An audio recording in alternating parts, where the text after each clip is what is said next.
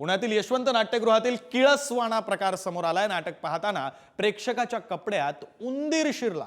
उंदराची नख लागल्यानं प्रेक्षकाला इंजेक्शन घ्यावं लागलं। पुण्याच्या नाट्यगृहामध्ये उंदीर घुशींचा उपद्रव झालाय। प्रेक्षक हैराण झालेत। पुणे पालिका पथकाकडून नाट्यगृहाची पाहणी सुद्धा करण्यात आली।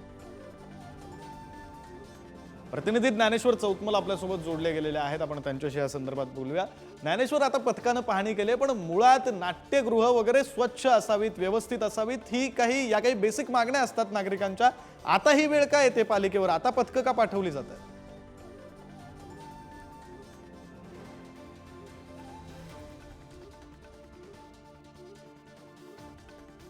दरम्यान हा सगळा प्रकार घडलेला आहे। एका प्रेक्षकाच्या कपड्यांमध्ये उंदीर शिरला, इतकंच नाही तर त्या उंदराची नख लागली, इजा देखील झाली।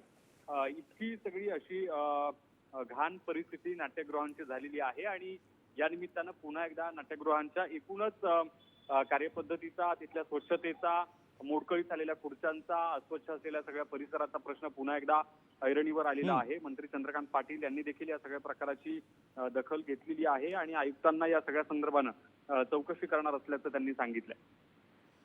बरं, धन्यवाद ज्ञानेश्वर दिलेल्या तुम्ही तपशिलांसाठी। खरं तर आता चौकशी होणार असल्याचं जरी सांगितलेलं असलं तरी सुद्धा मुळात ही परिस्थिती उद्भवलीच का? नाट्यगृहांमध्ये उंदीर होईपर्यंत प्रशासन नेमकं काय करत होतं?